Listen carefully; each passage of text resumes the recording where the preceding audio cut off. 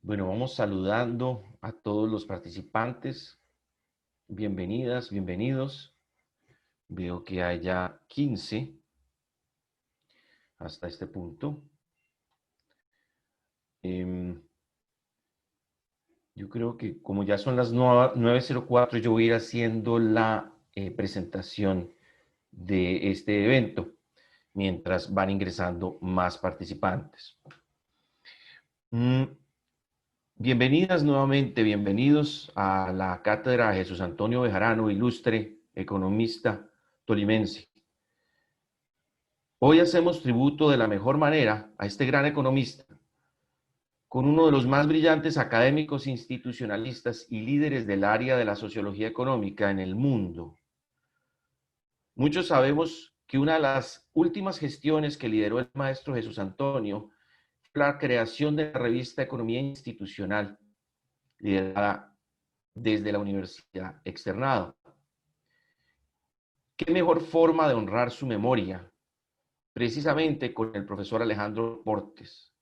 Profesor Howard Harrison y Gabriel Snyder Beck, eméritus de Sociología de la Universidad de Princeton, profesor de investigación en Sociología y profesor de Leyes en la Universidad de Miami. Él es el director y fundador del Centro de Migración y Desarrollo de la Universidad de Princeton.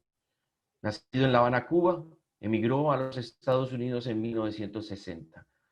Se educó en la Universidad de La Habana, la Universidad Católica de Argentina y la Universidad de Creighton. Recibió su masterado en Artes y su doctorado en Filosofía de la Universidad de Wisconsin-Madison. Además, ha recibido doctorados honorarios de New School for Social Research, la Universidad de Wisconsin-Madison, la Universidad de Génova en Italia y la Universidad de Roskilde en Dinamarca. El doctor Portes es el autor de más de 250 artículos y capítulos en desarrollo nacional, migración internacional, urbanización de Latinoamérica y el Caribe y de economía social. Ha escrito más de 40 libros y ediciones especiales. Sus libros y artículos han sido traducidos en español, portugués, italiano, chino y japonés. Sus más recientes artículos han sido publicados en prestigiosas revistas y diarios de investigación en todo el mundo. Su más reciente libro, Herencias Españolas, la mayoría de edad de la segunda generación, fue publicado en 2016. Sus investigaciones actuales se enfocan en el proceso de adaptación de la segunda generación de migrantes, el rol de las instituciones en el desarrollo nacional y su estudio comparativo de organizaciones inmigrantes transnacionales. El profesor Portes recibió el premio Princesa de Asturias, que otorga la corona española por su trayectoria y trabajo en la segunda generación de inmigrantes en España el año pasado. Este, entonces, es nuestro gran invitado de hoy. Quien quiera conocer un poco más de la vida y obra de nuestro ilustre economista, el profesor Jesús Antonio Bejarano, estaré colocando en este momento un sitio web, un enlace para que ustedes puedan conocer un poco más de su vida. Tenemos que agradecer, por supuesto, el cariño, la buena voluntad del profesor Alejandro Portes de habernos aceptado la invitación.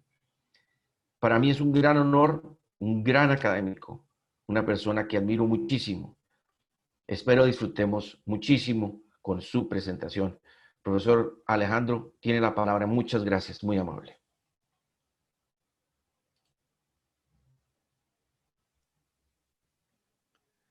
Bueno, muchas gracias por la invitación. Es un honor estar aquí y es un gusto compartir con ustedes este tema. Voy a utilizar material que para quizás algunos de ustedes es conocido. Ha sido publicado en España como parte, es una selección de un capítulo publicado en España en mi libro sobre sociología económica, traducido del inglés, y al cual voy a añadir algunas consideraciones. Pero como conferencia formal, creo que es importante enfatizar algunos de los conceptos que desarrollamos allá y que a menudo se olvidan cuando se habla de la economía informal en general. El fenómeno de la economía informal es al mismo tiempo simple y extraordinariamente complejo, trivial en sus manifestaciones cotidianas y capaz de cambiar el orden económico y político de las naciones. En nuestra vida encontramos la economía informal en actividades como cuando le compramos un reloj o un libro a un vendedor callejero, cuando llamamos a alguien para que nos haga algún arreglo en nuestra casa y le pagamos sin factura, o cuando contratamos a una mujer para que cuide nuestros hijos o limpie la casa mientras estamos fuera. Estos encuentros aparentemente triviales pueden parecer carentes de interés hasta que nos percatamos de que en su suma, cuando los tomamos en suma, suponen millones de dólares de ingresos no declarados al fisco, y el humilde vendedor o la señora limpieza a menudo son el último eslabón de unas complejas cadenas de subcontratación, reclutamiento y transporte de mano de obra. A menudo no nos damos cuenta de que tanto la ropa que llevamos encima, como las comidas que tomamos en un restaurante, o incluso el portátil que utilizamos todos los días, pueden tener algún tipo de relación con la economía informal. Y lo tienen. Las intrincadas vidas por las que la mano de obra informal y los bienes de esta producen y entran en las cadenas de producción y distribución, está debajo del coste final de los productos y la inmediata accesibilidad que tenemos a ellos. Para aclarar este misterio inicial, es suficiente mencionar los hechos que la subyacen. Primero, la industria de la confección que produce la ropa que compramos y usamos tiene frecuentemente al otro extremo cadenas de productores clandestinos o personas que trabajan desde su casa cosiendo, empaquetando sin ningún tipo de prestaciones sociales y cobrando por pieza. Segundo, el personal de trastienda que realiza buena parte de la limpieza y preparación de la comida en los restaurantes a los que asistimos está formado a menudo por trabajadores migrantes, a menudo recién llegados, a los que se paga en dinero negro y que carecen de contrato fijo de trabajo. Y aún la industria informática que produce los portátiles que utilizamos es conocida en Silicon Valley, en el Valle de Silicon, por a subcontratar el montaje de los cuadros de circuitos y otros componentes a pequeñas tiendas, a menudo ilegales, e incluso a personas que trabajan desde su casa.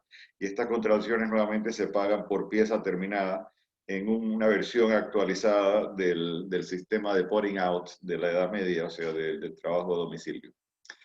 Esto para comenzar, tras examinar ciertas definiciones y formas de medición alternativa, lo que voy a tratar de hacer es fijar la atención en esta mañana, concentrándome en 4 paradojas de la economía informal, que tienen que ver con su base social, su relación ambigua con la normativa de los estados, su carácter esquivo y su funcionalidad para las instituciones políticas y económicas a las que teóricamente debían regularlas. Las dinámicas conocidas de la economía informal reflejan bien los metasupuestos de la sociología económica, ya que dependen del encaje social, son las consecuencias imprevistas de unas políticas aparentemente racionales que conducen a resultados imprevistos, y como se vio, los trabajadores o empresarios informales forman parte de la estructura de clases de ciertas sociedades y en determinadas circunstancias pueden desafiar eficazmente los acuerdos de poder existentes.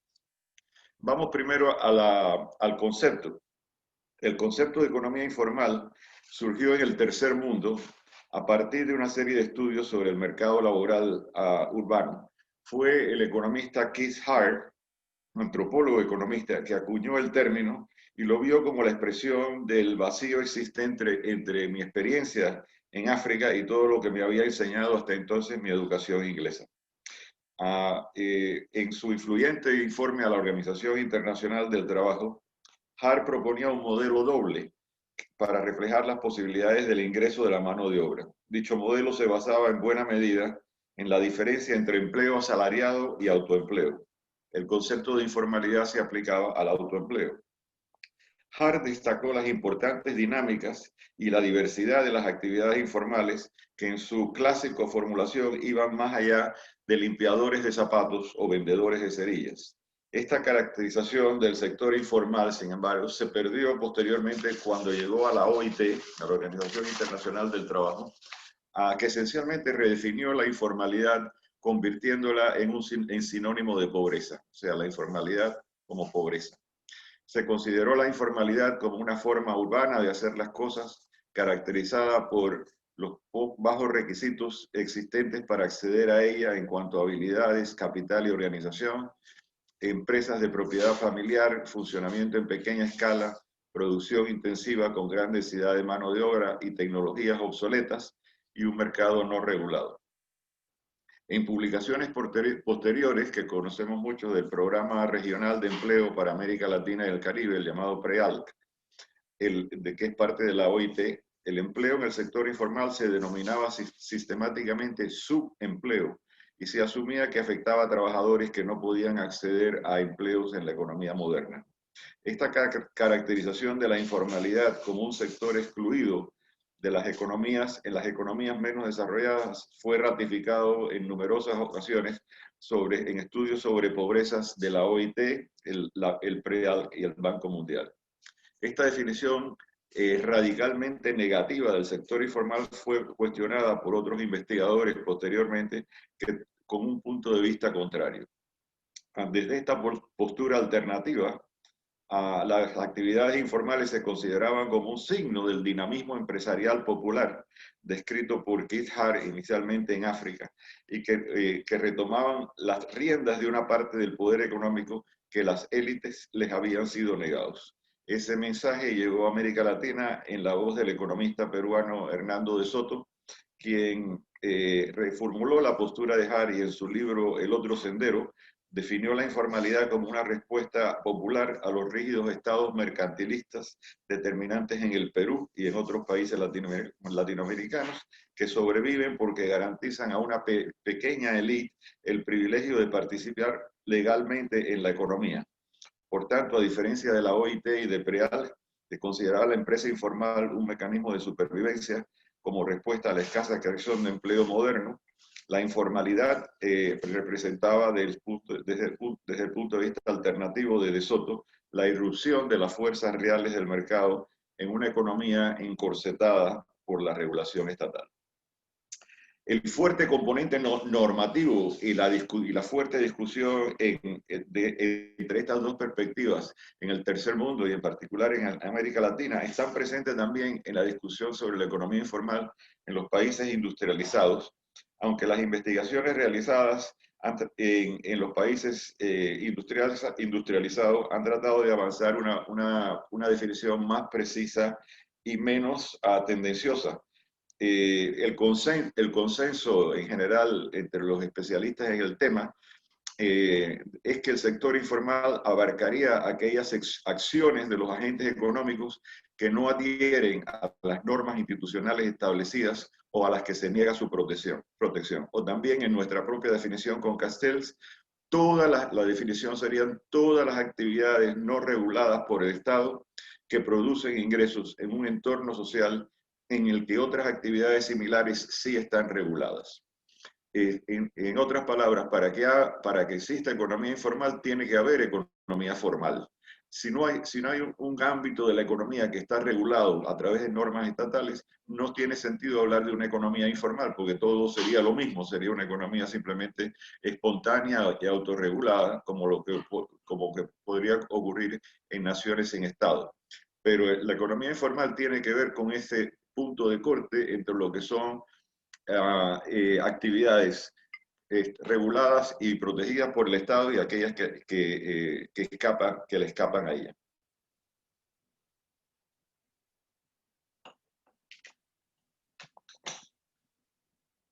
La diferencia conceptual más importante que aparece en esta tipología, que hace rato está ahí en pantalla, es la existente entre actividades ilegales y criminales, puesto que cada una de ellas tiene características diferentes que las señalan. Los sociólogos reconocemos que lo que es ilegal o legal, en determinada puede ser legal en otro contexto, varía con la cultura. Al igual que anormal y normal son categorías socialmente definidas susceptibles de ser cambiadas. Sin embargo, lo crucial es que mientras la empresa ilegal supone la producción y comercialización de bienes que están considerados ilícitos en un lugar y tiempo determinado, la empresa informal opera en su mayor parte con bienes lícitos. Esta tipología que elaboramos Manuel Castells y yo hace tiempo diferencia fundamentalmente, la diferencia entre formal e informal no radica en el carácter final del producto, que en general es lícito, sino en la forma en que se produce o se intercambia.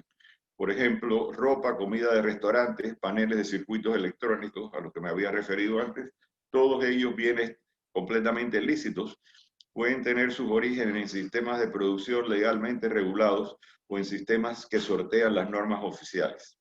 Al distinguir de forma explícita estas categorías, formal, informal e ilegal o criminal, se facilita el análisis sistemático de sus relaciones mutuas. Y una tarea que se hace muy compleja cuando se confunde lo ilegal, lo criminal con lo informal. La economía informal no es productora y distribuidora de bienes considerados ilícitos en determinado contexto social, como serían las drogas, en otros contextos la prostitución, en otros el aborto, sino más bien produce bienes que son perfectamente lícitos, pero que se producen y se canalizan a través de canales que le escapan a la regulación del Estado. Esta distinción, junto con varios estudios realizados en el pasado, dan lugar a una clasificación funcional de las actividades informales según sus objetivos. Dichas actividades pueden estar encaminadas en primer lugar a la supervivencia del individuo o de su familia mediante la producción directa o la simple venta de bienes y servicios para subsistir. En segundo lugar, pueden ir destinadas a aumentar la flexibilidad empresarial y a reducir los costos laborales de las empresas del sector formal mediante mecanismos de contratación y subcontratación a productores no regulados. Y por último, puede haber incluso en casos excepcionales pequeñas empresas que han sido capaces de reunirse para acumular capital mediante la movilización de sus lazos de solidaridad, esto es, de su capital social y la disminución de sus costes. La siguiente, por favor. No, esta no era. Bueno, como no la veo ahí, pero no, esa viene una que pensaba que estaba aquí. A ver, un momento. Bueno, está bien. No es importante. Lo puedo decir verbalmente que estos tres tipos de economía informal se pueden denominar economías de supervivencia, de explotación dependiente y de crecimiento. Por ejemplo, la autoconstrucción de la vivienda o la proliferación de vendedores ambulantes en las ciudades del tercer mundo se citan a menudo como ejemplos de economía de supervivencia. La gente lo hace simplemente por sí mismo para supervivir en el mundo. Las relaciones entre subcontratistas clandestinos, trabajadores y grandes empresas del sector textil, por ejemplo, en Estados Unidos, o del sector elaborador de papeles y cartones, en el caso de Colombia, han sido utilizados como ejemplos del segundo. Y en tercero, las prósperas redes de artesanos microproductores en Italia, en la Italia central de la provincia de Emilia-Romagna, a la que me voy a referir después, es ejemplo de una economía informal de crecimiento, o sea, una economía informal de empresas capaces de acumular capital y crecer. En la práctica, los tres tipos no son excluyentes ni en su coexistencia en las mismas áreas urbanas ni en las intenciones de sus participantes. De esta manera, el mismo trabajo será de supervivencia para una trabajadora informal y representará flexibilidad para la empresa formal que la contrata. Los subcontratistas informales vinculados a empresas más grandes, mediante relaciones de subordinación, pueden llegar a acumular suficiente capital y vínculos de cooperación para iniciar sus propios procesos de acumulación y de crecimiento independientes. Los tres tipos se diferencian no tanto por la motivación de sus actores como porque los más complejos niveles de organización que implican.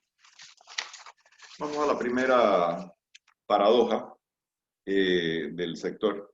Debido a la paradoja debido a la regulación, la ausencia de regulación estatal en las transacciones informales se describen y se celebran, a menudo se celebran como el reino de las fuerzas auténticas del mercado. De hecho, las descripciones más elogiosas de la economía informal se las define como la irrupción del verdadero mercado en una economía constreñida y ahogada por la regulación del Estado. El problema fundamental de esta versión celebratoria es que la ausencia de la regulación existente en los intercambios de la economía informal abre la posibilidad de que se produzcan violaciones de expectativas normativas y que el fraude se extienda en estas transacciones. Al no haber agentes supervisores de las transacciones informales, la cuestión surge es quién controlará a los productores sin escrúpulos, a los proveedores de bienes adulterados y a los morosos. Se pueden hacer algunas transacciones individuales aisladas entre desconocidos, como por ejemplo la venta de un producto de contrabando en la calle, pero las actividades que requieren mayores recursos y un enfoque más a largo plazo están expuestas a todo tipo de incertidumbres y de peligros. El problema que señalo se manifiesta, por ejemplo, en transacciones cara a cara y a corto plazo. Los trabajadores inmigrantes que encontramos en ciudades de Estados Unidos y en Europa, en las esquinas de ciudades como Nueva York, Miami o Madrid, son un ejemplo de esta situación. Normalmente los recogen contratistas que los emplean por día o incluso por semana para al final estafarlos, no pagándoles salarios más bajos de los que les prometieron en un principio. Y sin un contrato y sin seguridad social, porque son trabajadores informales, ¿cómo va esta gente a conseguir una reparación o justicia para sus demandas? Vale la pena detenerse aquí en la gran diferencia que hay al respecto entre las prácticas consideradas ilegales o criminales y las prácticas informales. La empresa criminal que facilita bienes y servicios ilícitos en una forma regular dispone siempre de algún medio para obligar al cumplimiento de los acuerdos, o sea, a que los clientes paguen. Ese es el papel, obviamente, del proxeneta en la prostitución, de los matones en los lugares de recreo nocturno y de los sicarios en todas las mafias del mundo, desde la mafia de las drogas hasta la mafia italiana. Aquí la economía ilegal o criminal está más cerca de la formal, en el caso, porque ambas disponen de sistemas establecidos para obligar al cumplimiento de los acuerdos, bien sea a través de la policía y los tribunales, o bien sea a través de personal especializado en empresas ilegales, especializado en hacer valer las expectativas y derechos que se contrataron. Por el contrario, muchas de las actividades que consideramos informales carecen de esta protección, legal o ilegal, de la protección en la empresa criminal. Por ejemplo, un subcontratista de prendas que entrega a un intermediario 100 camisetas, ya confeccionadas con el compromiso de que se pagarán en el futuro, está totalmente a merced de esa promesa. Del mismo modo, el trabajador inmigrante que es contratado informalmente en ciudades de Norteamérica o Europa no dispone de los medios necesarios para hacer que le paguen lo estipulado originalmente. La primera paradoja entonces de la economía informal es que cuanto más se aleja, cuanto más se acerca al modelo del libre mercado, más depende de los vínculos sociales para funcionar eficazmente. La dinámica del encaje social se puede ver muy claramente en este tipo de transacciones, en las cuales el único recurso contra la transgresión es la confianza mutua que resulta de la pertenencia a una estructura social común.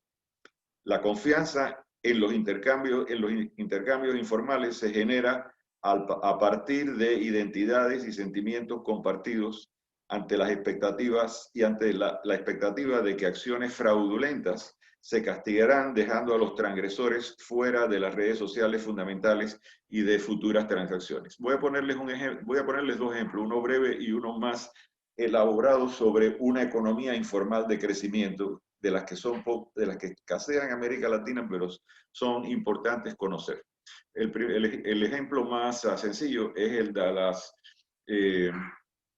asociaciones de crédito rotativo, que son muy comunes entre grupos inmigrantes en Estados Unidos para financiar la creación de sus propias empresas, sobre todo entre los grupos asiáticos, chinos, coreanos, japoneses, etcétera, utilizan este mecanismo. La asociación de crédito rotativo es un mecanismo totalmente informal, no está dentro de las leyes, etcétera, y consiste que cada cierto tiempo un número de socios, digamos 100, se reúnen y contribuyen una cantidad monetaria relativamente modesta cada uno a un acervo común. Y esa cantidad que se reúne a través de las contribuciones de sus socios se le otorga a cada uno de esos socios por turno. Por eso se llaman de crédito rotativo. O sea, un día le toca la acumulación de esas donaciones que en conjunto pueden ser una suma importante, le toca a uno de los miembros de la asociación, la siguiente vez que se reúne le toca a otro miembro, la siguiente el otro, y así todos van recibiendo una cantidad importante a través de la cual muchos de estos inmigrantes han logrado financiar sus empresas. Pero la pregunta es, en la ausencia de algún control, ¿qué impide a las personas, a los miembros de una asociación de crédito rotativo abandomnarla cuando ya han recibido su parte? O sea, cuando ya han sido beneficiados, pues ya lo reciben y se apartan y no contribuyen más. Y sin embargo, no ocurre así y las asociaciones continúan por la presencia del capital social, o sea, por la presencia de controles que tienen que ver con la comunidad en su totalidad y el conocimiento por parte de posibles violadores de que el comportarse de esa manera, o sea, el violar las expectativas dadas, lleva al ostracismo social y a la imposibilidad de acceder a favores y a recursos de su propia comunidad, que es lo único en general que tienen porque en el mundo general no tienen acceso a ello. O sea, es el capital social el que subyace las transacciones informales que tienen alguna durabilidad en el tiempo, o sea, que pueden crear empresas. El afamado distrito industrial en la región central de Italia, de Emilia-Romagna, es el ejemplo más conocido de una economía informal de crecimiento. La confianza necesaria para mantener las relaciones de cooperación y complicidad entre pequeñas empresas y entre propietarios y empleados de estas economías se asienta sobre una historia y una cultura política comunes. Esta tradición artesanal en Emilia-Romagna se remonta a la Edad Media, mientras que la solidaridad política se reforzó a principios del siglo XX como resultado de la común lucha contra el fascismo y posteriormente contra los intentos del gobierno demócrata cristiano de Roma de imponer un modelo capitalista basado en las grandes empresas formales en el norte de Italia, fundamentalmente en la ciudad de Milán. A estos intentos, los empresarios emilianos del centro, alrededor de la ciudad, centrado alrededor de la ciudad de Bolonia, opusieron un capital social que había surgido de la solidaridad limitada y que estaba apoyado por, entre otros, el gobierno regional en manos del Partido Comunista Italiano. El PCI abandonó la ideología proletaria, en este caso para apoyar el capitalismo de las pequeñas empresas, ofreciendo formación técnica y apoyo a la comercialización de bienes de empresas recién creadas frente al aparato y oposición al aparato fiscal y regulador del gobierno central. Esta protección hicieron que las empresas encontraran su nicho en redes de actividades económicas viables. El éxito de cada una de las empresas dependía del contexto social único en que estaban incrustadas, de manera que la confianza exigible, o sea, el capital social estaba detrás de complejas redes de intercambio de créditos y de introducción. Según economistas italianos que han estudiado el sistema de Emilia-Romagna, la característica principal era la ausencia de relaciones verticales entre grandes empresas y subcontratados, como se da en la economía informal de subcontratación. En su lugar, la producción de bienes complejos como motocicletas o maquinaria de fábrica eran montados por pequeñas empresas de las cuales la encargada del montaje final no era necesaria la mayor o la más grande. El capital social basado en la confianza exigible y el apoyo del gobierno local permitió a un grupo de pequeños productores que en cualquier otro lugar del mundo hubieran estado divididos por la competencia, crear un área industrial que durante décadas constituyó uno de los principales motores de crecimiento industrial italiano. Este no es el único caso en que pequeños empresarios informales han logrado reunirse y colaborar en forma tal de crear un sistema de acumulación de capital, incremento tecnológico y consolidación de empresas que eventualmente terminan en el sector formal.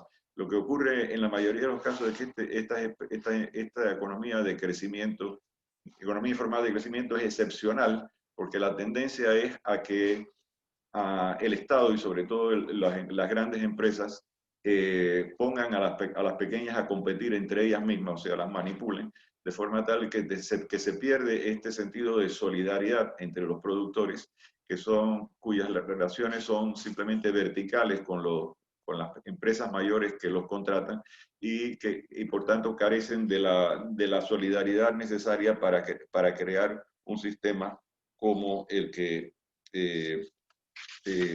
había señalado.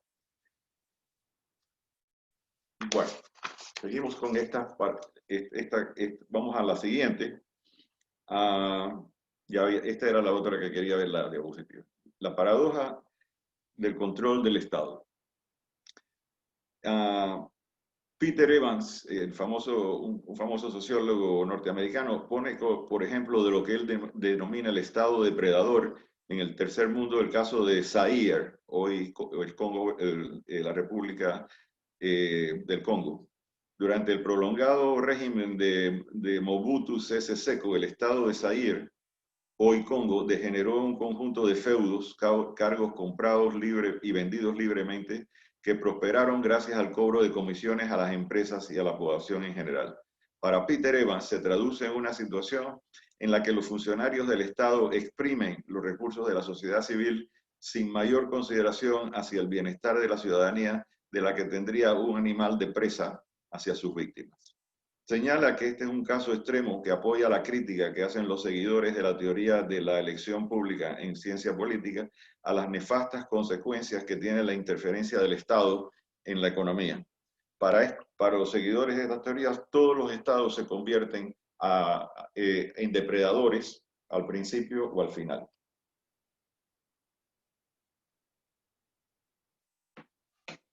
La conclusión lógica de esta postura es la total eliminación de la injerencia del Estado en los mercados al constituir esta injerencia un obstáculo para su desarrollo. Esta posición que se que a menudo se denomina neoliberal, de sacar al Estado de la economía y dejar que el mercado funcione por su propia, por su propia lógica, ha tenido gran reconocimiento y se convirtió eventualmente en los años 90 en la teoría y en la práctica dominante en muchos de los estados latinoamericanos.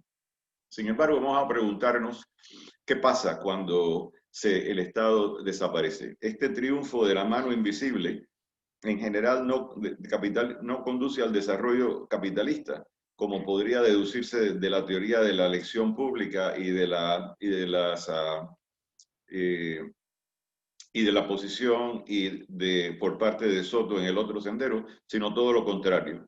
Porque si no existe un marco legal estable y una forma creíble de imponer el cumplimiento de los contratos, la inversión productiva a largo plazo se hace imposible.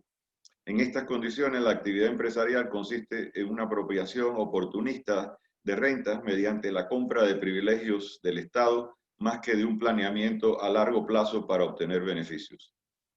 Dicho de otra manera, al no existir un control externo de la competencia del mercado, las reglas se hacen inciertas, dando al traste con cualquier planteamiento de inversión sistemático y con el desarrollo de una clase moderna en los negocios, que es exactamente lo que ocurrió en el Congo de Mobutu, que pasó de ser una colonia relativamente próspera cuando funcionaba bajo la autoridad belga a ser hoy en día una de las naciones más pobres del mundo. La inclinación humana al trueque, al canje o al intercambio, el dicho smithiano de Adam Smith, tan querido por los teóricos clásicos, no proporciona realmente una base para el desarrollo económico a nivel nacional. Tiene que haber alguien que permanezca ajeno a la lucha competitiva para asegurarse que se cumplan las normas y que se respeten los contratos. Existe, no obstante, otra cara de esta situación que refleja muy bien el epigrama del antropólogo económico Richard Adams, según el cual cuanto más organizamos la sociedad, más resistente se vuelve a nuestra capacidad para organizarlas. Una visión simplista del desarrollo y el crecimiento de la economía informal podría presentarla como la forma dominante durante un primer periodo escasamente normalizado, mientras se haría cada vez más marginal e incluso insignificante a medida que el Estado tomase control de la economía. De hecho, lo que ocurre es todo lo contrario. Puesto que las actividades informales se caracterizan precisamente por eludir y por escapar los controles dados estatales, cuanto mayor sea el alcance de estos controles y el ámbito de normas del Estado, más posibilidades habrá de eludirlas. O como decía la antropóloga mexicana Larisa Lomnitz, el orden crea desorden. La economía formal crea su propia informalidad. La paradoja, por tanto, que vemos allí en pantalla del control estatal, es que los esfuerzos oficiales para acabar con las actividades irregulares mediante la proliferación de normas y controles a menudo crean precisamente las condiciones que dan lugar a las actividades informales que tratan de violar esta cuestión. Esta idea se puede ver gráficamente en la siguiente imagen.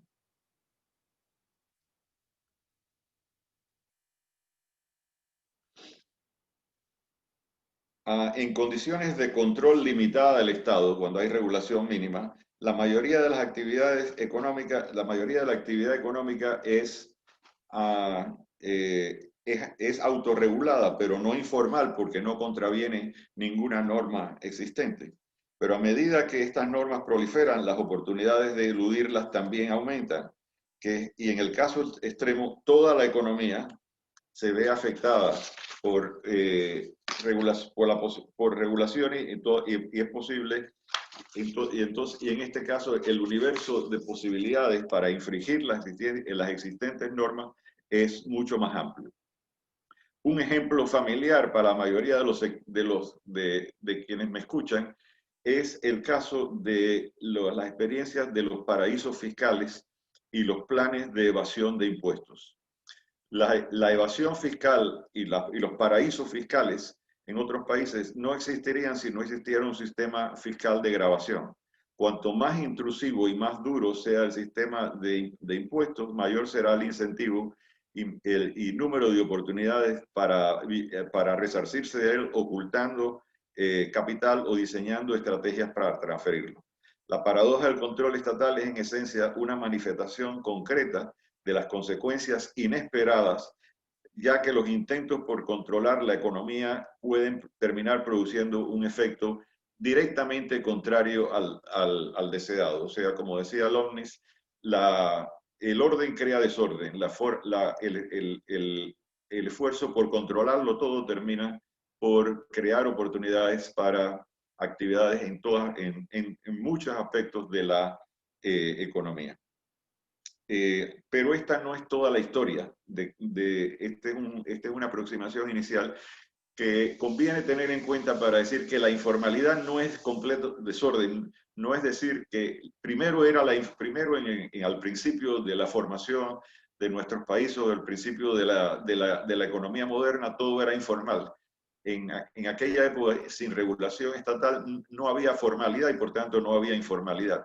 O sea, todo era simplemente economía autorregulada. Y solamente cuando el Estado entra a tratar de poner orden, de regular, de imponer normas y sanciones, cuando se crea espacio para escaparles, y mientras más duras o más complejas sean esas sanciones, más oportunidades habría de implementar actividades que vayan fuera de la ley. Pero esta no es toda la historia. La compleja relación entre el Estado y la economía no termina aquí. Esta figura deja claro que la regulación del Estado puede producir informalidad, o dicho de otra forma, que la economía informal no existiría sin un universo de actividades controladas y formales. Sin embargo, la evidencia empírica nos demuestra que el ámbito y el alcance de la economía informal varían mucho entre estados entre estados semejantes que se han autopropuesto una carga de regulación similar.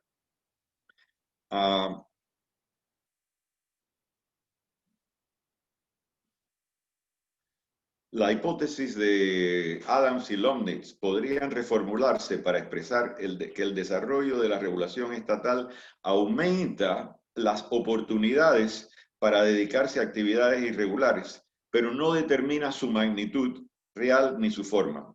El que estas oportunidades que crea la regulación estatal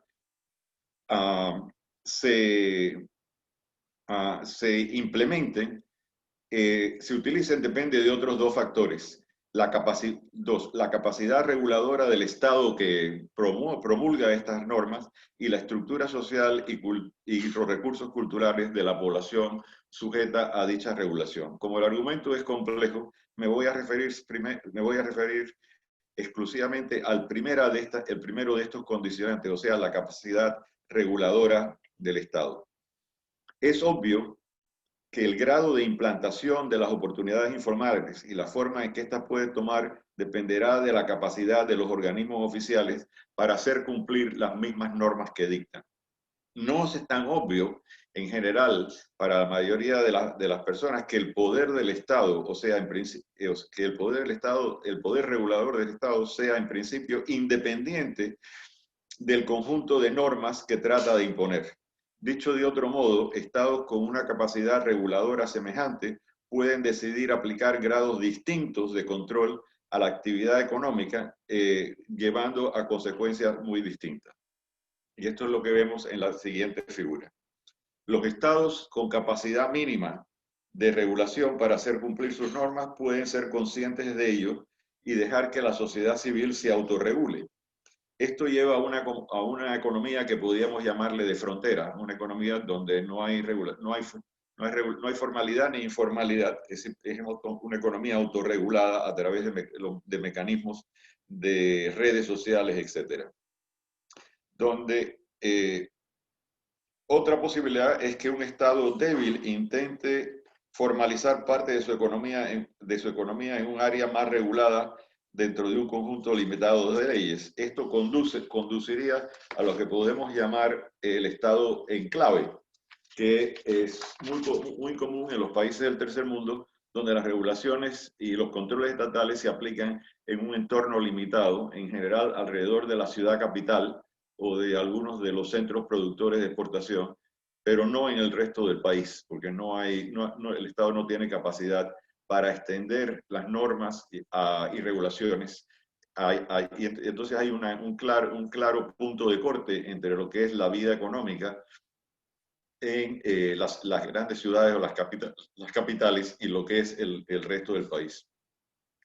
El tercer estado, el Zaire o el Congo de Mobutu, como lo describió Evans, o el estado mercantilista peruano, como lo describió Hernando de Soto, podrían considerarse ejemplos de una tercera situación en que coexisten una abundancia de normativas estatales sobre la economía con un Estado incompetente y débil.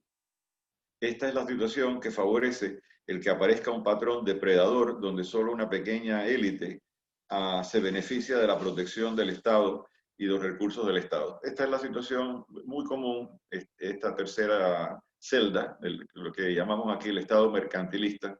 Algunos le llaman el Estado frustrado. Es la tendencia en países del tercer mundo y sobre todo en América Latina de proliferar las normas, o sea, proliferar las normas y los controles en papel, pero su implementación se pone en manos de una burocracia o aparato regulador débil, sujeto a la corrupción, más interesado en el bienestar de los funcionarios que de la economía que regula, y por tanto esas normas sobre el papel simplemente no se cumplen y dan lugar básicamente a lo que De Soto critica, o sea, una situación en que solamente una pequeña élite aliada al Estado disfruta de los beneficios de la economía regulada, mientras todo lo demás realmente está en el campo de lo informal debido a la corrupción del Estado y a la posibilidad de revertir las normas mediante la corrupción. La actitud de los estados más capaces de regular, los estados fuertes, van desde intentar regular discretamente la economía privada hasta tratar de suplantar o controlar cada aspecto de ella. El primer tipo que vemos acá, con un estado competente, pero no muy restringido en sus intenciones reguladoras, es el estado policía de tránsito, tan querido de los teóricos liberales. Los mercados en este caso funcionarían con una supervisión limitada pero segura, y el Estado orientaría su poder y sus recursos hacia otras funciones. Este sería el ideal de los teóricos y políticos que apoyan el sacar al Estado de la economía, o sea, simplemente situarlo como policía de tráfico mínimo de las transacciones, y al extremo contrario de una total regulación se llegaría al totalitarismo, ejemplificado por las exrepúblicas comunistas. En este caso, el Estado trataría de subsumir a la sociedad civil, lo que provoca eventualmente una resistencia generalizada a las normas. Entre ambos tipos se encuentran los gobiernos que intentan tener un papel regulador activo, aunque parcial, para favorecer una distribución de riqueza más equitativa. Tal es el caso de los estados bienestar de Europa Occidental, que entrarían dentro de este tipo, o sea, estados competentes como el de Alemania, Francia, Escandinavia, etcétera, que al mismo tiempo que implementan una regulación limitada de la economía, pero la hacen cumplir a través de una maquinaria burocrática proba, honesta y eficiente, que impone reglas que se cumplen por parte de los actores económicos, pero no de ninguna manera los ahoga. Las diferencias, de aquí voy a pasar en aras del tiempo a la última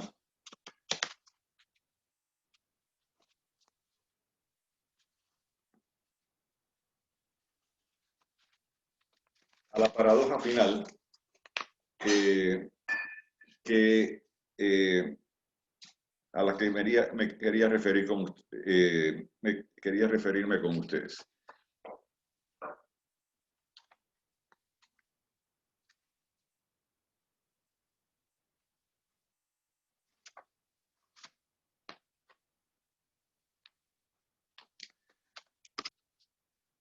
Bueno, en realidad vamos a seguir con la lógica de la presentación y referirme al otro factor que incide sobre el grado en que se cumple o no se cumple la ley, que es la paradoja de la calidad de la sociedad civil.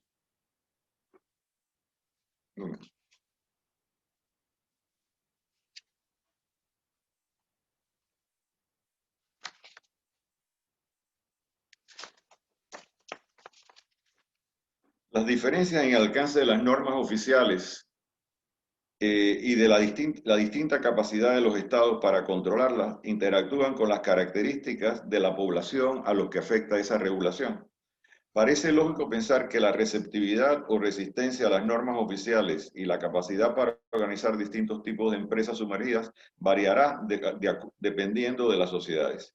Una sociedad acostumbrada a una forma de empleo con salarios regulares que canaliza sus demandas a través de los sindicatos y otras asociaciones formales, que hace frente a las recesiones económicas mediante subsidios de desempleo y otras prestaciones sociales del Estado, es poco probable que desarrolle una economía sumergida extensa y será más proclive a denunciar a los operarios o operadores de actividades informales más que a apoyarlos o colaborar con ellos.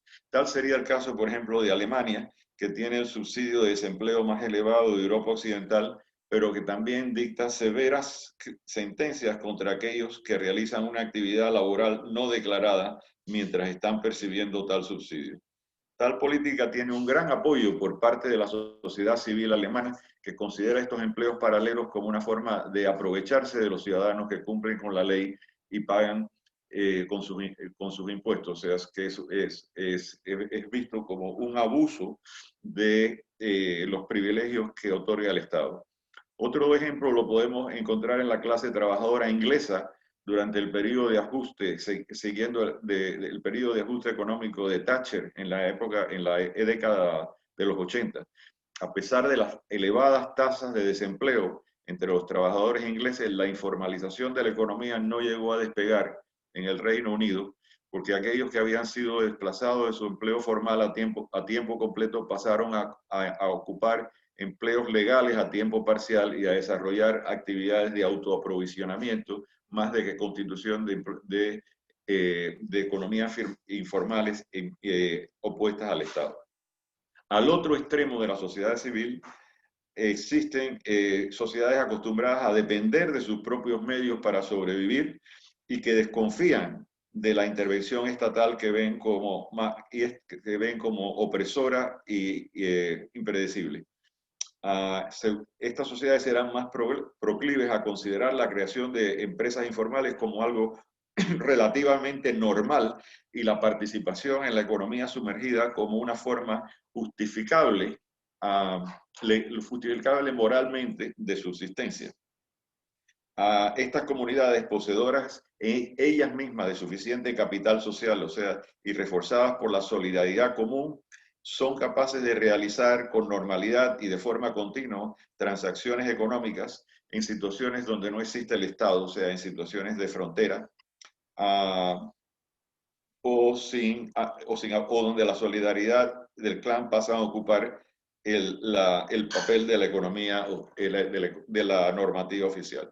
Por ejemplo, ¿cómo funciona la economía de Somalia? Un país prácticamente sin Estado, donde no hay ninguna regulación, es una economía de frontera, pero sin embargo existe empresas de todo tipo en Somalia, incluso de importación y exportación, y estas no son reguladas por el Estado, son autorreguladas a través de los vínculos sociales, de las redes sociales y de los mecanismos de expectativas basados en esas redes. Por tanto, los tipos de encaje político que se presentaron en la tabla, en la figura anterior, deben completarse con una tipología que incorpore las características de la sociedad a la que se quiere regular. Esta tipología que aparece aquí en esta tabla identifica 6 celdas, pone de manifiesto que una sociedad individualista y atomizada funciona bien solo cuando concurre con un Estado capaz de imponer una regulación limitada a la actividad mercantil y de responder eficazmente a las crisis económicas mediante programas de asistencia social universales. Son las democracias de Europa Occidental las que se acercan en ese tipo. En el caso límite de que el Estado ejerza un escaso control sobre una población atomizada, la situación teórica sería lo que podía llamarse la guerra hobbesiana, o sea, la guerra de todos contra todos.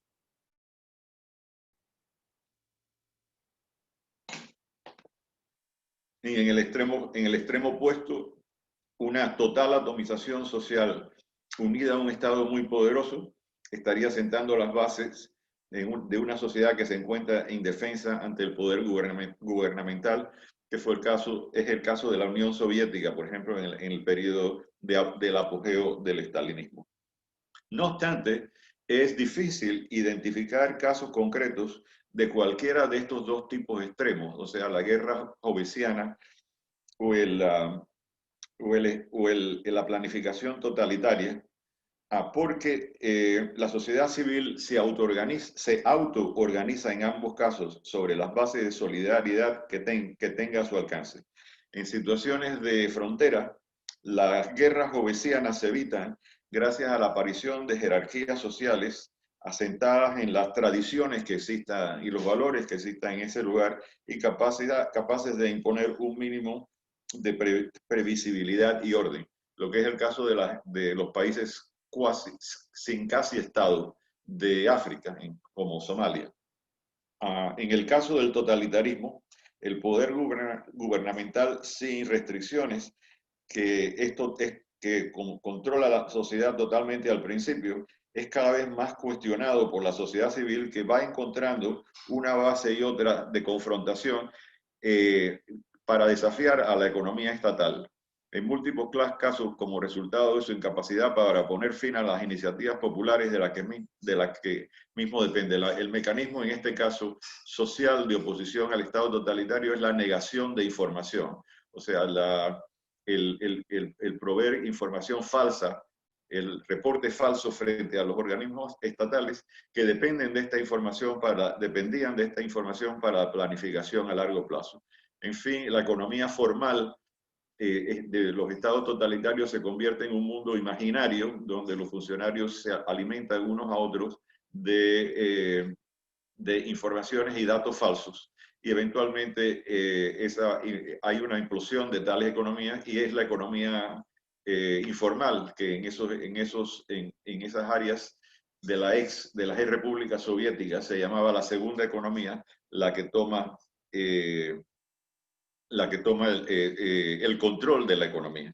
Así que de esta manera, una consecuencia lógica de este análisis sería que el punto más alto de la regulación formal de la economía y de la capacidad para neutralizar al sector informal más reacio se lograría cuando se alcance un punto medio con una supervisión limitada de las actividades económicas por parte de un aparato estatal competente. Cualquier intento de superar este límite, de irse más allá, pasando nuevas normas y regulaciones, con un Estado incapaz de implementarlas, reduce su efectividad y las posibilidades de planificación económica por parte del Estado. Bien. La cuarta paradoja, estos son de la economía informal, es que puede tener consecuencias positivas para el Estado, que es precisamente la institución encargada de combatirla. O sea, si hay economía informal, porque hay economía formal que regula el Estado, y en general el Estado es visto como el perseguidor de la economía informal, que trata de alguna forma de eliminarla o de formalizarla. Esta paradoja también adopta formas diferentes dependiendo del contexto nacional. En los países menos desarrollados, los países de la periferia y la semiperiferia, donde la legislación que protege a los trabajadores a menudo va muy por delante del aparato regulador capaz de implementarla, la empresa informal tiene una doble función, y esa la conocemos bien. En primer lugar, proporciona empleo e ingresos a un gran sector de la población que de otra manera carecería de ningún medio de subsistencia. Este es el famoso colchón que la economía informal provee y que puede significar la diferencia entre disfrutar de una paz social relativa, porque la gente no se muere de hambre en las calles, o constantes revueltas políticas en el caso opuesto. En segundo lugar, otra característica positiva de la economía informal en estos contextos es que los bienes y servicios que suministran los productores informales reducen los costos de consumo a los trabajadores formales y a sus empresas, contribuyendo de este modo a su viabilidad. Los bajos jornales que reciben los trabajadores formales en sus empresas en los países del tercer mundo se compensan con un mayor poder adquisitivo gracias a los bajos costos de los bienes y servicios producidos por los trabajadores informales. Del mismo modo, las grandes empresas pueden compensar los elevados impuestos y los gastos en los que incurre por la normativa legal existente, reduciendo el número de trabajadores que emplea formalmente y subcontratando el resto a empresas informales. Mediante estos mecanismos, la economía informal contribuye a la estabilidad política y a la viabilidad económica de las naciones más pobres. Esto es lo que podremos llamar un equilibrio capitalista de bajo nivel, o sea, bajos costos debido a la producción informal, bajos precios, bajos costos, bajas ganancias, bajo crecimiento de la economía en su totalidad. Es un equilibrio que es muy difícil de romper, pero que es el equilibrio común en países de la periferia. En caso de estudios empíricos que ilustran de una manera esta tendencia han existido en varios países y muchos de ellos en Colombia. Profesor, Por ejemplo, el caso de los... quedan aproximadamente 10 minutos, profesor. Bien, gracias. Estamos por terminar. El caso de los gallinazos de los trabajadores informales que minan los depósitos de basura, de los gallinazos conocidos de Cali y de otras ciudades que trabajan en el basurero buscando materiales de reciclaje. Es esa muchedumbre de trabajadores que se dedican al reciclaje en los depósitos municipales de basura son vistos en general como el ejemplo más claro de trabajador informal. Y sin embargo, en realidad son trabajadores de las empresas, disfrazados de las empresas formales, que eventualmente a través de varios niveles de subcontratación, de acopio de esos materiales reciclados de papel, vidrio, huesos, metal, etcétera, utilizados después, se ahorran el costo de las materias primas o el costo de realizar ellos mismos el trabajo de reciclaje. Y en ese sentido, los trabajadores informales subsidian los costes de producción de la empresa formal y eventualmente sus ganancias. En los países más avanzados también existe esta función de colchón de la economía informal sobre lo que respecta a los sectores más marginales de la población. Cuando por razones políticas o económicas escasean los subsidios de desempleo que proporciona el Estado, los receptores de dichos subsidios compensan esta escasez con otras fuentes de ingreso, normalmente a partir del trabajo informal. Esto da lugar a la situación que han descrito muchos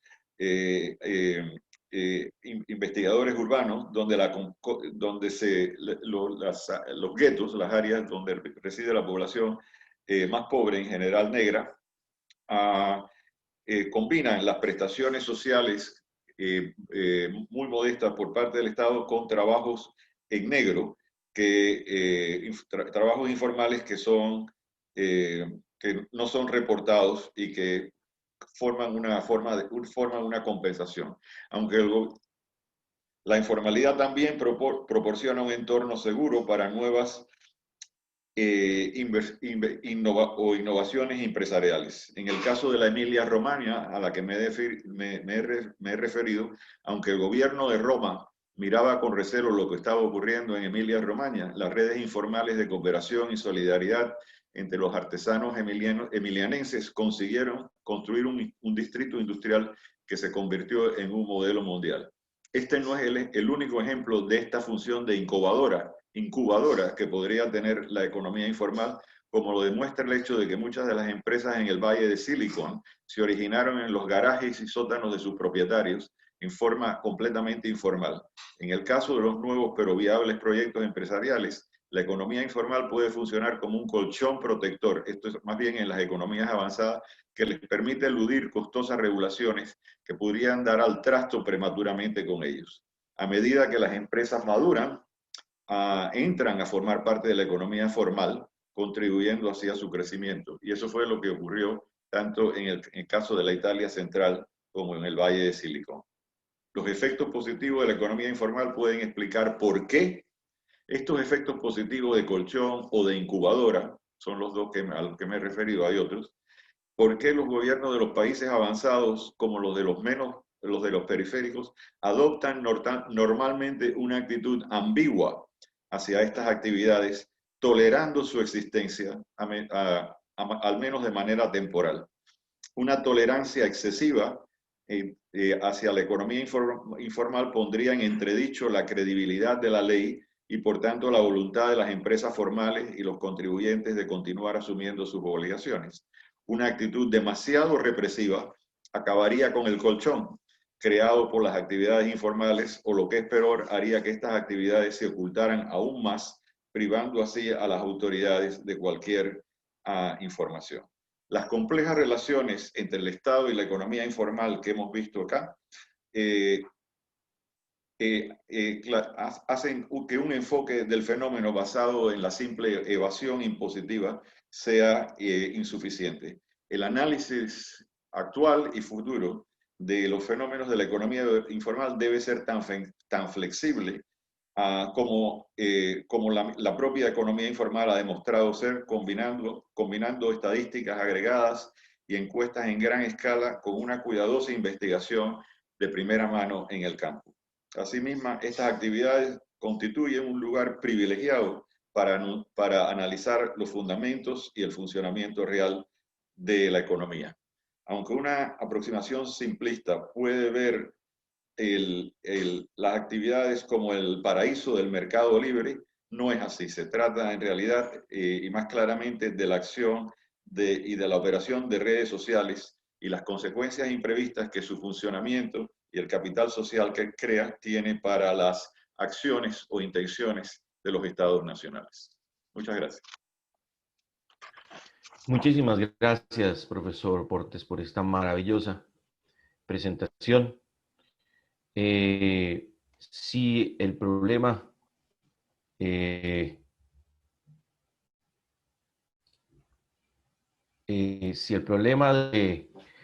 la economía informal fuera un problema simple, ya estaría solucionado. Esta maravillosa presentación del profesor Portes precisamente muestra por qué. Por las paradojas. No es en inglés se le conoce como wicked problems, problemas realmente complicados, difícil de traducir. Profesor, hay 3 preguntas hasta este punto. Me voy a permitir leerlas para que usted posteriormente, en el orden que usted quiera, las pueda responder. Están de todas maneras ahí en la zona de pregunta y respuesta. Primero hizo la pregunta Santiago Saavedra, profesor. Voy a leer las 3 y usted me dirá. Si la regulación del Estado genera informalidad, entonces, ¿cuál sería la fórmula para erradicar dicha problemática? Después viene la pregunta de Sergio Monroy y Sasa. Profesor Portes, en términos de la clasificación que ha hecho, ¿qué lugar ocuparía la precarización laboral? Y Carlos Ruiz, tercera pregunta, dice, en la paradoja del control estatal, se asume que la regulación completa conlleva a altos niveles de informalidad. Sin embargo, los costos estatales destinados para realizar acciones eficientes en términos de aumentar la formalidad impactan de manera directa sobre las decisiones de las firmas para ser formales o informales. Por tanto, ¿no bastaría con regular los costos para controlar estas tasas? Empecemos en el orden que usted quiera, profesor. No sé si están claras las preguntas. Creo que tiene que... está en silencio, profesor. Favor de repetirme la primera pregunta. Claro que sí.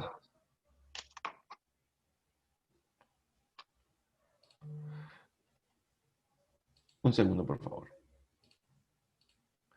Si la regulación del Estado genera informalidad, entonces, ¿cuál sería la fórmula para erradicar dicha problemática?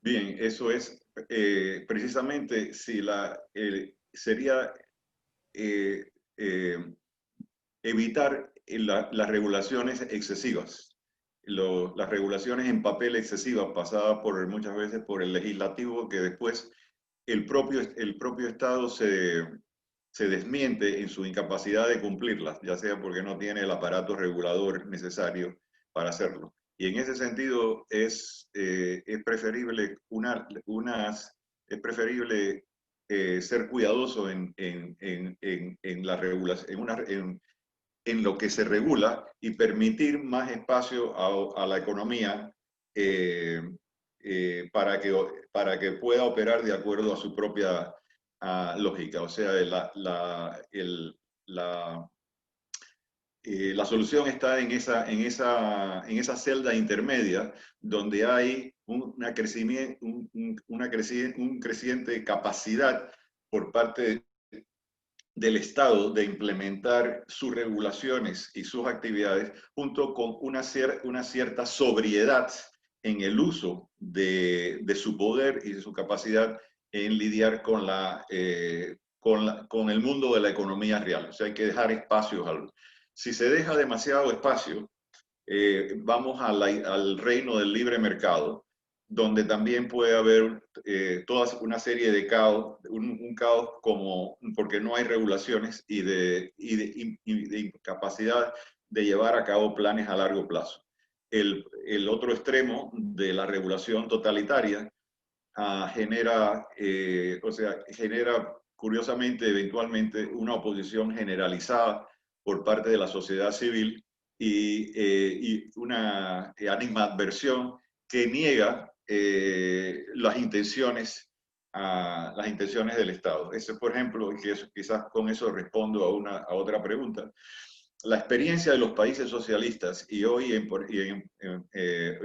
día, por ejemplo, la experiencia de la economía cubana, es de que la economía oficial es ficticia. O sea, básicamente se basa en informaciones que provee la sociedad civil y que a menudo no son ciertas, porque la negativa el no proveer información es una forma o el proveer información falsa es una forma de sobrevivir, y esa fue la razón por la cual se anunciaban en aquellos países soviéticos el cumplimiento de los grandes planes quinquenales y el enorme crecimiento de la economía frente a la realidad de una sociedad empobrecida. Al final hubo un tremendo desfasaje, como es en el caso de Cuba, donde además la economía informal no es solamente de supervivencia, sino que organiza toda una serie de cadenas de producción y de distribución de los productos que le escapan bajo el control estatal, precisamente porque el Estado carece de la información necesaria para hacerlo. O sea que claramente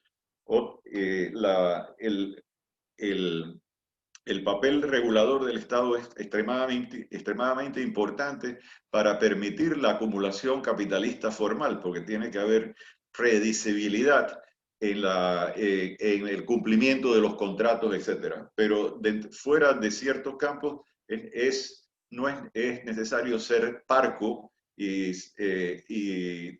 tratar de evitar la proliferación de regulaciones tan común en nuestros países. Magnífico. Hay una nueva pregunta, una cuarta pregunta. ¿Quiere que le repita alguna? Por ejemplo, la de la precarización laboral. ¿Qué espacio tiene en su clasificación? Hay otra Bueno, nueva. la Hay otra precarización, nueva. Sí, vamos adelante. a decir, sí, Adelante. la precarización, la precarización laboral es simplemente el paso de una clase trabajadora anteriormente formal a la informalidad. O sea, lo que ha pasado, lo que ha ocurrido después de la aplicación de las políticas de ajuste neoliberal en muchos países de América Latina ha sido la eliminación o reducción de las protecciones anteriormente otorgadas al trabajo asalariado laboral. Cuando no hay protecciones, no hay suficiente seguridad o protección por parte de las empresas a sus trabajadores, la diferencia entre empleo formal y empleo informal desaparece o prácticamente se esfuma, porque no hay grandes diferencias entre ellas. Por ejemplo, un ejemplo claro de precarización que podemos ver es lo que ocurre en las zonas especiales de exportación que proliferan en el mundo, en el mundo. O sea, estas son las zonas que los estados han creado para que empresas extranjeras vengan a producir para la exportación en base a una mano de obra barata y asequible en su país, en los países donde existe, en República Dominicana, en México, en muchos otros países, las zonas especiales. La condición laboral de los trabajadores en las zonas especiales de exportación no difieren para nada o son incluso menos rentables y menos seguras que los de los trabajadores informales que están fuera de ellas, porque los niveles de salario y de protección llevan a una total precarización de esa economía y a la desaparición de la distinción entre lo que es formal y lo que no es formal. El sociólogo José Itzinson, en su investigación sobre la informalidad, por ejemplo, en República Dominicana, hacía notar que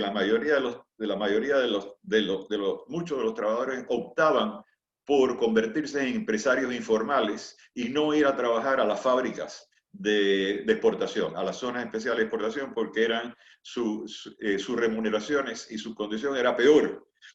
Convirtiéndose en trabajadores laborales supuestamente bajo el manto de la legalidad, pero completamente precarizados, era peor que simplemente ponerse a vender en la calle o crear alguna empresa informal al margen del Estado. O sea, la precarización ha sido en parte una de las consecuencias del ajuste neoliberal llevado a cabo en la mayoría de nuestros países y la razón por la que la economía, el proletariado, o sea, la clase trabajadora informal, no ha reducido su número, sino que la ha ampliado, o sea, se ha convertido en la clase más numerosa de la población, reduciendo el tamaño del proletariado formal que había logrado crearse anteriormente bajo el periodo de sustitución de importaciones.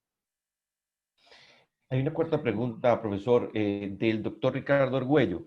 ¿Cómo se conceptualizaría la relación entre emprendimiento e informalidad? Esa es una gran pregunta.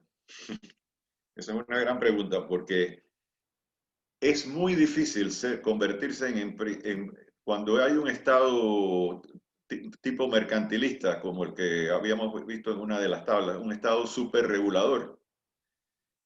Eso dificulta enormemente el surgimiento de la empresarialidad dentro del país por todas las por todas las reglas todas las reglas que hay que cumplir, todas las palmas que hay que engrasar para llegar a poder poseer una empresa legal, etcétera, que se hace muy difícil, o sea, y este es el caso de el exceso de regulación, o sea, de que ya nos vamos más allá de lo que es absolutamente necesario. Y eso hace muy difícil la empresarialidad formal, legal, etcétera. Como De Soto ejemplificó eso muy bien en su libro, o sea, de las tremendas dificultades de tratar de fundar una empresa formal, legal, dada el marco del Estado mercantilista en el Perú. Por el contrario, en el caso de Singapur, que he estado estudiando recientemente junto con otras ciudades globales emergentes, uno puede llegar por la mañana a Singapur con 4 papeles, enfrentarse con un solo funcionario del Estado de Singapur y comenzar a funcionar la empresa legal estatal por la tarde. O sea, en un día es posible pasar por todos los trámites para llegar a crear una empresa formal que existe. Y eso es uno de los secretos, o sea, de un Estado eficiente, inmune a la corrupción y con funcionarios capaces y conocedor de el marco que hay que permitir en los límites de la regulación legal. En ese contexto, por último, la función que le he mencionado con respecto a la cuarta paradoja, vale la pena enfatizar, la economía informal claramente es un colchón para los que no tienen trabajo o que no pueden sobrevivir de otra manera. Eso lo vemos en nuestros países todo el tiempo en la calle de los vendedores, pero también puede ser una incubadora. O sea, ha pasado en muchos casos que las pequeñas, de que pequeñas empresas de electrónica, por ejemplo en el Valle de Silicona, empezaron informales, empezaron en garajes, empezaron en la casa sin pedirle permiso a nadie y sin llegar ningún control, simplemente empezaron a organizarse de esa manera. Muchas de las empresas cubanas en Miami, al principio del éxodo cubano, no observaban ninguna regulación para nada. Había gabinetes de dentistas, atención médica, producción de cigarros, de tabaco, producción de una serie, completamente por debajo, que pasaban por debajo de la atmósfera de control formal. Y eso les permitió crecer.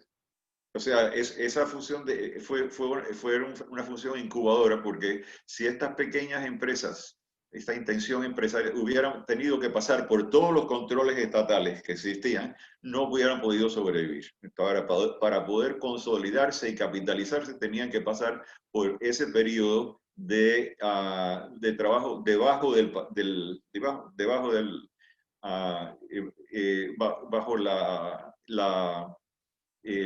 el piso de regulaciones estatales. Y en ese caso, por ejemplo, las empresas del centro de Italia, las empresas del Valle de Silicón, muchas empresas de Hong Kong, empresas de Miami, empezaron informales.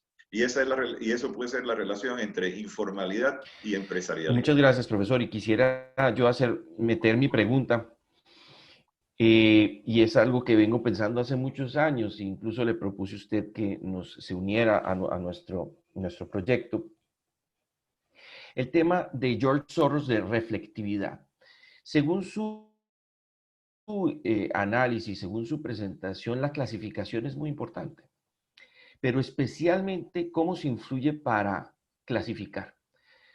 Él habla de reflectividad, es decir, como nosotros miramos el mundo, es muy importante, mientras que en el mundo natural, las clasificaciones no cambian el mundo natural. La tipología en la biología no va a cambiar el comportamiento de las aves o de lo que esté estudiando. Mientras que en el mundo social, dependiendo de cómo la miremos, nosotros estamos influyendo sobre esa realidad. Esa es la mano visible de la política frente a la mano invisible, digamos, de la economía. Entonces, en su teoría, que es en la cual nosotros nos estamos basando, la forma de, ¿cómo decirlo?, de generar consensos de en qué economía estamos, en qué sociedad civil estamos, con qué Estado contamos, y especialmente las capacidades del Estado para hacer esas clasificaciones y mirar la realidad. Es fundamental, es fundamental. Entonces, ¿usted qué piensa acerca de esta, dependiendo cómo clasifiquemos la economía, en realidad estamos determinando su futuro? Si fuera tan sencillo como decir, estamos en la casilla de la izquierda arriba y en una tipología y en la casilla de la izquierda abajo en otra tipología, pues podemos actuar. Pero como eso depende de la política, cómo miramos esa realidad, cómo la clasificamos, va a determinar cómo actuamos. Entonces, quería hacerle, bueno, quería no, ya le hice ese comentario, esa pregunta, profesor. Gracias, Iván. Bueno, los diagramas que les he presentado, esos esquemas, los invito a que los estudien con cuidado, porque es precisamente una forma de organizar el mundo y de ver qué diferentes tipos de cuestiones hay, cómo verlas y de cómo encajarse digamos, en nuestros países, que son los de interés. Por ejemplo, el suyo, Colombia y nuestros países, no son estados eficientes y son súper reguladores, pero sin eficiencia. O sea, tratan de regular más de lo que pueden. Y eso es un contexto, es una celda que lleva a ver, bueno, ¿qué tenemos que hacer aquí? Bueno, nos fuimos muchas veces, en el caso del acuerdo de los países que adoptaron el consenso de Washington, nos fuimos al otro extremo, que fue a no regular nada y abrirle las puertas a los intereses foráneos, o sea, a los intereses extranjeros de actuar sin ninguna regulación. Y yo creo que esas dos casillas del Estado mercantilista o el completo libre mercado tienen consecuencias predecibles que podemos ver. Y señalan cuál más o menos es el camino a tomar. Necesitamos un Estado más competente, o sea, digamos en términos de prioridades de política social, la construcción de instituciones eficientes, que son instituciones no corruptas, inmunes a la corrupción y competentes, es un primer paso para llevar a cabo cualquier estrategia de desarrollo económico. Esa construcción, las instituciones fuertes es lo que domina a los países que han tenido relativo éxito. Los países no se desarrollan desde fuera, no los va a desarrollar el capital externo. Lo que pasó, por ejemplo, en el caso de Argentina en los años 90, cuando se abrió totalmente al capital externo, fue que simplemente destruyó su planta industrial porque la industria argentina que era viable fue comprada por intereses extranjeros y los demás desaparecieron. Y con eso el aparato industrial creado con tanto esfuerzo durante el periodo anterior prácticamente desapareció. Desapareció la capacidad de crear conocimiento científico. Tanto en Argentina como en el resto de los países la producción de patentes y de invención es mínima, porque se evisceró la industria capaz de producir y también las instituciones universitarias y de conocimiento científico. Un Estado con instituciones fuertes es un Estado también proactivo, no es un Estado policía que simplemente regula, que es el Estado querido por los neoliberales. Es un Estado proactivo que se involucra con empresarios y agencias dentro de la sociedad y la economía civil para crear empresas viables, etc. Y dentro de ese campo tolera, hasta cierto modo, la informalidad en las empresas, nacientes, o sea, en las que les da campo para que puedan consolidarse en vez de perseguirlas desde el principio. Desde el punto de vista de lo que ocurre desgraciadamente, en nuestro caso, es que un Estado incompetente y súper regulador le va encima a los más débiles. Y muchas veces, y entre esos más débiles puede haber empresarios al comienzo de sus iniciativas que son ahogados por todas estas regulaciones y simplemente llegamos a la situación en que están los países de América Latina en este momento, desgraciadamente, que es la apertura total llevó a la difusión entre formalidad e informalidad a nivel de los trabajadores, porque muy buena parte del trabajo formal es menos deseable que el informal para muchos, y llevó al mismo tiempo a la incapacidad nacional de innovar, de crear nuevas industrias, de avanzar en el campo tecnológico, tanto en la producción para el mercado nacional como para la exportación. Y esa es la gran diferencia entre la experiencia latinoamericana de desarrollo en las últimas 2 décadas y la experiencia asiática. Los países asiáticos también eliminaron regulaciones y se abrieron a los mercados, pero con estados competentes, con buenas instituciones que tuvieron un papel proactivo en facilitar la innovación industrial, la innovación científica y su producción. Esa es la historia de cómo una islita de pescadores sin ningún recurso material, mucho más pobre que cualquiera de nuestros países, llega a ser ahora prácticamente la 7ª economía mundial, que es el caso de Singapur. Profesor, viene la parte de agradecimientos institucionales para usted en nombre de la Alianza para la Economía Formal e Inclusiva, de la cual hacen parte 20 organizaciones y en particular de la Universidad del Valle, que está organizando este seminario de mercados laborales inclusivos. Así también la Universidad del Rosario, que es la universidad ancla de la Alianza, y especialmente en nombre de la Universidad de Ibagué y la Cátedra Jesús Antonio Bejarano, no tenemos palabras para agradecerle y esperamos que podamos seguir trabajando. No se ha cerrado la puerta, sabemos todos sus compromisos, pero estaremos muy en contacto.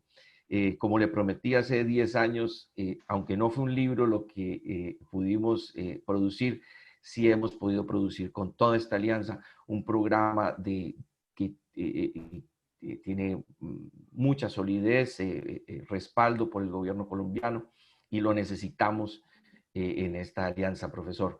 Muchas gracias también a todos los organizadores que hicieron posible que detrás de todo esto hay muchísimos organizadores. Por supuesto, el coordinador del proyecto, Darwin Cortés, profesor de la Universidad del Rosario, y en particular también a Catalina Zapata. Profesor, muchas gracias. Bueno, muchísimas gracias por la invitación. Es una oportunidad. Les anuncio simplemente que mi actual proyecto, la conferencia que les he ofrecido hoy está basada en estudios anteriores, o sea, ya son estudios hechos y terminados y publicados. Pero estamos ampliando eso y mi actual proyecto es el estudio de las instituciones desarrollistas y de las ciudades globales emergentes, de cómo ciudades, como he mencionado, como Singapur o Dubái, en el medio del desierto, u otras han logrado trascender su entorno para llegar a convertirse en centros importantes de acumulación en la economía global. Esas son lecciones que responden a la pregunta que nos hacemos todos, que nos hacemos allá y que nos hacemos, ¿qué podemos hacer? O sea, ¿cómo salimos de esto? ¿Cómo podemos llegar a unirnos al mundo, al mundo más desarrollado, donde los salarios son aceptables, donde la gente encuentra empleo y donde hay innovación, hay empleo, innovación científica, etcétera? ¿Cómo podemos finalmente dar ese paso? Y eso tiene esa pregunta que nos hacemos todos, por lo menos los intelectuales latinoamericanos, es una pregunta que a mí me parece que es posible responder, al menos parcialmente, con este estudio, que mientras estudiamos la informalidad, estudiamos las consecuencias del fracaso, quizás el estudio de las instituciones y de aquellas que funcionen es identificar los determinantes del éxito. Maravilloso, estaremos en contacto y gracias a toda la audiencia, a todo el público por sus preguntas, por su asistencia. Fraternal abrazo. Gracias. Adiós. Adiós.